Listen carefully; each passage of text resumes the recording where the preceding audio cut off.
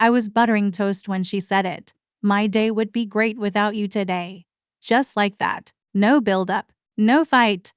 Just a sentence dropped like trash on the floor. Her voice didn't rise. Her eyes stayed on her teacup, stirring like nothing had changed. But everything had. I didn't respond. I couldn't. The quiet between us snapped taut, full of all the things we didn't say anymore. I looked at her, really looked tan for the first time. I didn't see my wife. I saw someone tired of me. I slipped on my shoes, grabbed my keys, and left without a word. The door clicked shut like punctuation. I didn't drive anywhere in particular, just away. From her. From the house we'd built. From the version of myself who still thought this was a rough patch and not the end. The car hummed beneath me as I drifted through the early light. My coffee untouched in the cup holder. Her words echoed louder than the radio, slicing through my chest every few miles.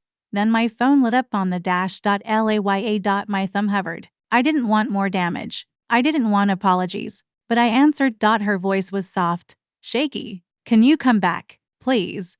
It wasn't her usual cold or annoyed tone. This was different. She sounded small, afraid, maybe. I paused. Something in her voice cut through the fog around me. Regret, panic, guilt. I'm coming, I said, then ended the call before she could say anything else. The rest of the drive felt slower, heavier. My gut twisted, not from hope, not exactly, but from the feeling that something was coming. Something big. I didn't know if it would shatter me or finally explain everything. Either way, I wasn't ready, but I was going. When I opened the door, the first thing I noticed was the lavender candle burning on the kitchen island. We never lit candles in the morning.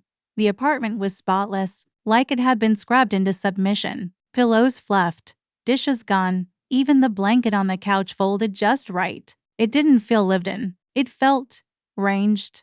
Evan? Her voice floated from the bedroom, soft, careful. I walked slowly down the hallway, the photos on the wall suddenly loud. Our wedding day, the trip to Venice.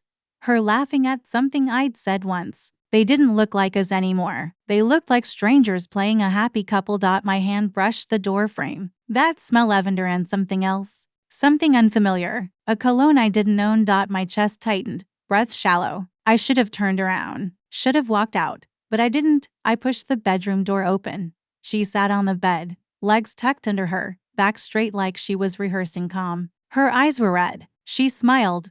Barely. I'm sorry, she whispered, for what I said. I didn't mean it. I wanted to believe her. I wanted this to just be a bad morning turned worse. But then I saw it. Half tucked beneath the edge of the bed, a black sock. Not mine. I stared at it like it might disappear. It didn't. Whose sock is that? I asked, my voice low. To calm. She blinked, glanced where I pointed, then froze. That second where her body told the truth before her mouth did was all I needed. I don't know, she said too quickly. It must have. Maybe it's yours from.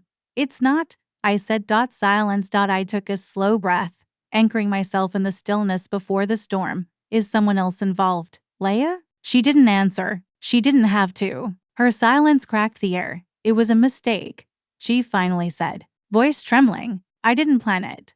It just happened. I didn't move, didn't blink. If I did, I'd fall apart. She kept talking, like the sound of her own voice could rewind time. You've been so distant lately. I felt invisible, and I was lonely. I didn't mean for it to go that far. I stared at the wall behind her. A tiny crack ran down the paint near the window. I focused on that instead of the ache in my ribs. Don't blame me for this, I said, my voice dry. Whatever we were going through, you still had a choice.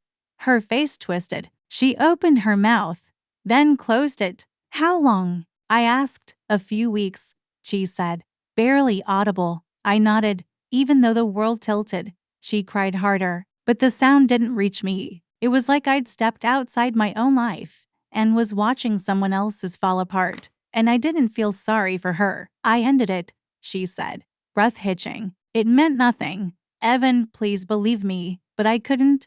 Not without knowing the whole picture. So I reached for her phone. She flinched. Unlock it, I said. Leia hesitated, then slowly tapped in the code. I opened her messages, heart hammering like a drum in my ears. Mark. There he was. Not just one message, dozens, long threads of longing, planning, jokes, memories, things I hadn't heard from her in months. One from 3 days ago, same time. I can't stop thinking about you. Another from just last night. I wish I didn't have to go home. My stomach turned. She'd lied about everything. It wasn't over. It wasn't some one-night mistake. It was real. Repeated.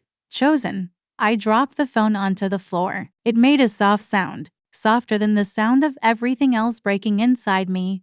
She dropped to her knees in front of me, hands grasping at mine like lifelines. Her eyes were wide, frantic. I still love you.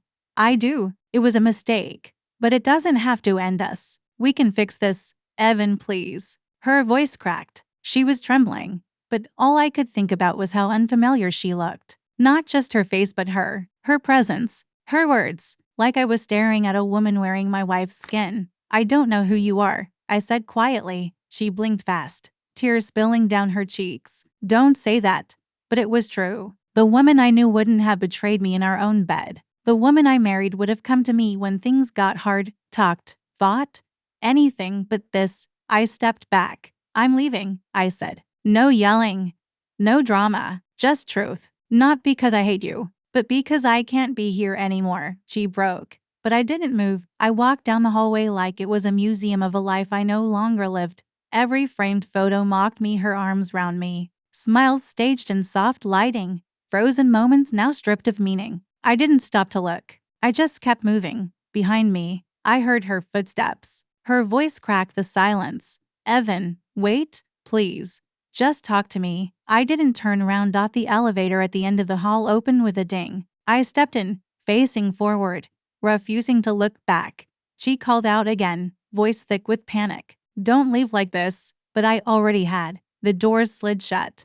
And just like that, the life we built was behind me. No slamming doors, no shouting matches, just silence, and the soft hum of descent. I didn't cry. I didn't rage. I just breathed for the first time in weeks.